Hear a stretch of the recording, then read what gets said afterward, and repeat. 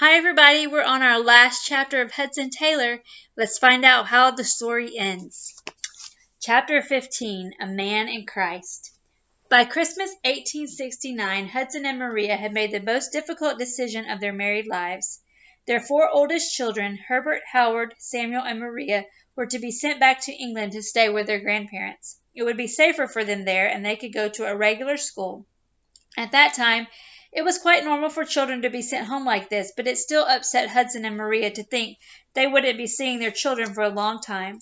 They decided to keep 1-year-old Charles with them because he was too young to be separated from his parents.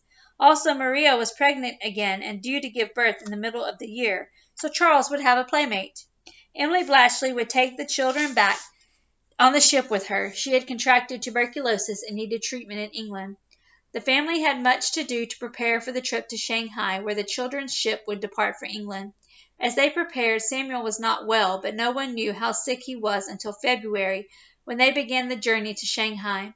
As they traveled by boat down the Yangtze River, Samuel slipped into a coma and died. In the middle of a rainstorm, Maria and Hudson buried their 6-year-old son next to Grace in a small cemetery beside the river in the town of Chenkang.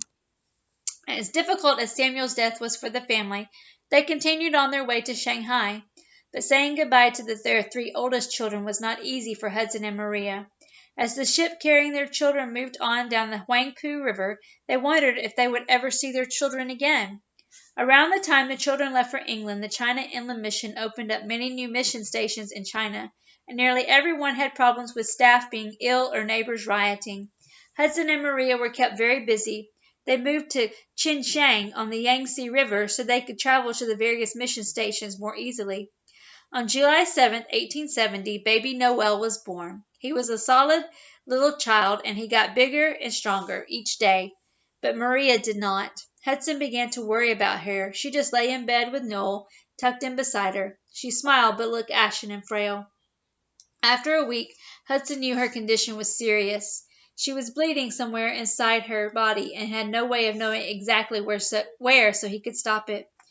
Meanwhile, baby Noel was no longer well either. He now had diarrhea, which is not such a big problem for an adult, but for a little baby like Noel, it was serious. Hudson now had a very sick wife and a very sick baby. He spent his time praying and helping to keep them cool and comfortable, but 13 days after his birth, Noel's body gave up and he died quietly, tucked in bed beside his sick mother.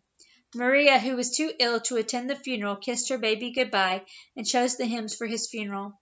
Hudson left the cemetery after burying Noel beside his sister Grace and brother Samuel, but 1 week later he was back again, this time to bury his wife beside the children. Maria's funeral was one of the largest ever in the area. Everyone wore white, the Chinese color of mourning. Hudson spoke at the service. He told about Maria's missionary parents, her call to China, and her love for God. Maria was 33 years old when she died. Hudson missed Maria terribly. Nothing was quite the same without her beside him. 7 months earlier at Christmas, the whole family had been together. Now 3 members of the family were dead, 3 were in England, and 2 were left in China. Yet Hudson drew comfort from God and from the fact that one day they would all be together in heaven, and nothing would ever part them again. In summer 1871, a year after Maria and Noel had died, Hudson felt it was time for him and Charles to visit England. He needed to spend time with the 3 older children and report back to the people in Great Britain who supported the mission. As it turned out, 3 other people from the Lammermuir party went with him back to England. James Meadow was sick and needed time away from China, so he and his wife, the former Elizabeth Rose, were returning home for a while. Jenny Faulding had been running several successful boarding schools for the mission, but it had been 5 years since she left England, and her parents wanted her to come home for a visit. On the trip back to England, Mrs. Meadows spent most of the time in her cabin looking after Mr. Meadows. That left Hudson and Charles and Jenny with a lot of time to spend together. On the long voyage home, Hudson and Jenny fell in love, and they were married soon after reaching England. Hudson returned to China with Jenny, and together they continued their work. They had 2 children together, Amy and Ernest.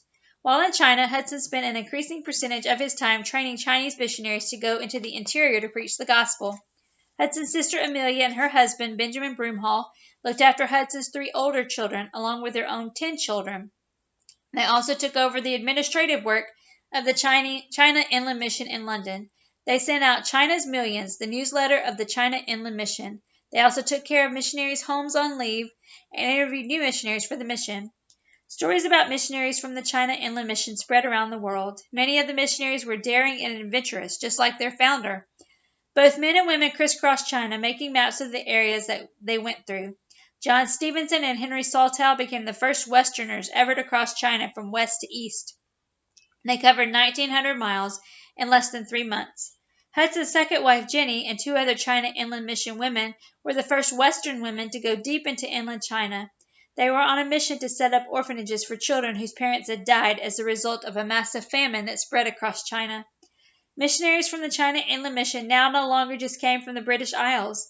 There were missionaries from Sweden, the United States, and Australia. The mission quickly spread across China until there was a China Inland Mission work in every province. By the late 1890s, though, there were many small secret societies trying to change things inside China. One of these peoples were called the Boxers.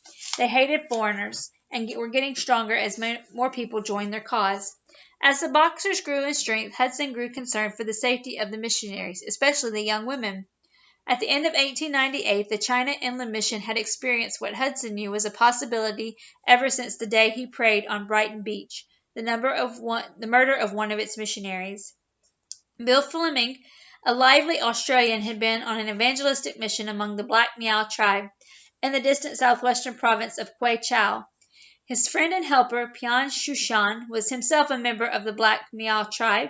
While other members of the tribe heard that Pian had left their religion to follow Christianity, they were angry. As Bill Fleming spoke to the crowd, they became even more angry until they rushed forward to attack Pian. Fleming stepped in front of the mob, using his own body to shield his friend, and he was killed. Hudson's heart sank as he heard the news of Bill Fleming's death. He wrote, "How sad the tidings, blessed for the martyrs, but sad for us, for China, for these friends. Not only sad, but ominous. It seems to show that God is about to test us with a new kind of trial." His words proved very true. Things were changing quickly in China, and changing for the worse. Hudson continued to tell men and women everywhere about the needs of China. He traveled to Australia and New Zealand and on to the United States. Huge crowds gathered to hear him. At Carnegie Hall in New York, 3,500 came to hear him speak, including the President of the United States and the Governor of New York.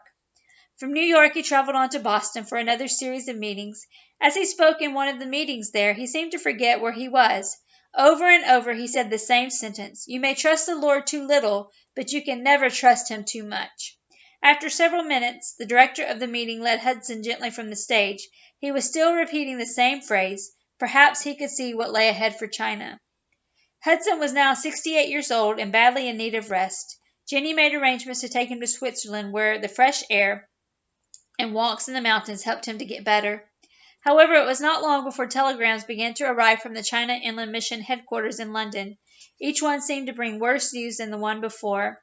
In China, the Empress Dowager had declared war on foreigners, and many Chinese people had been happy to help her out. Churches were burned to the ground and missionaries' homes looted. A missionary family were killed in their beds, others were fleeing for their lives. Hudson was shocked. They were his beloved people, and he was too far away to help. As the telegrams piled up on the table, he told Jenny, "I cannot read, I cannot think, I cannot even pray, but I can trust." Thousands of Chinese Christians, called secondary devils, were also being killed because they were seen as traitors to China. In Peking alone, 15 to 20,000 Chinese Catholics were killed.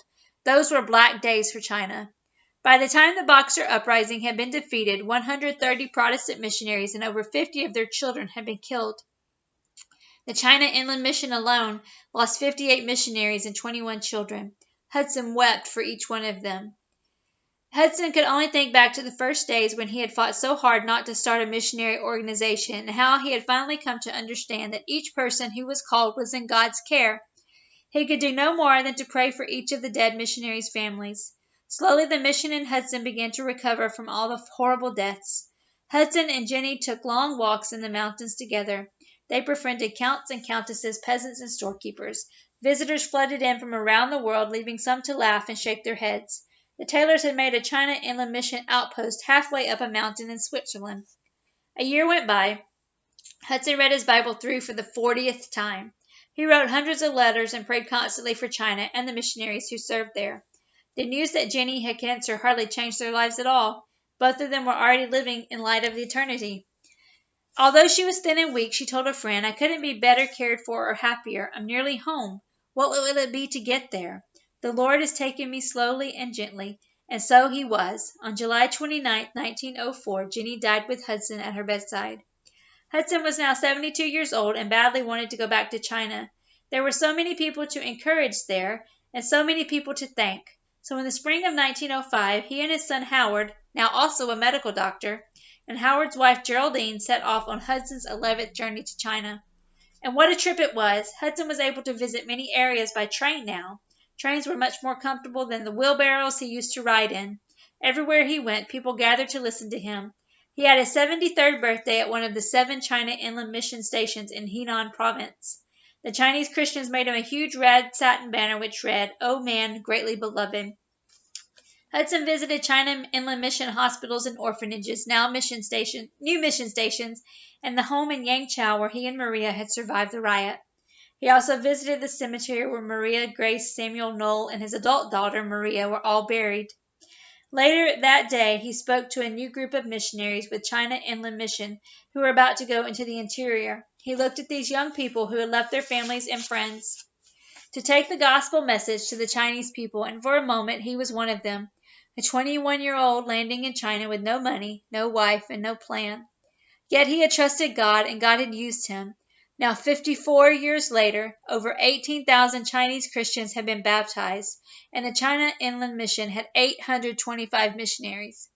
It's a great privilege to meet you here, he told the group. I have met many here in days gone by. My dear wife died by me here. In spirit, our loved ones may be nearer to us than we think, and God is nearer than we think. And Hudson was nearer to his loved ones than anyone might have imagined. On June 3, 1905, several weeks after visiting the graves of his family, Hudson Taylor died quietly in his bed. He was buried beside Maria and his children. His tombstone read, Hudson Taylor, a man in Christ. His life had ended where he had always wanted to be, deep in the heart of China. I hope you've enjoyed this story. I've enjoyed reading it to you. We'll try another one again soon. Bye.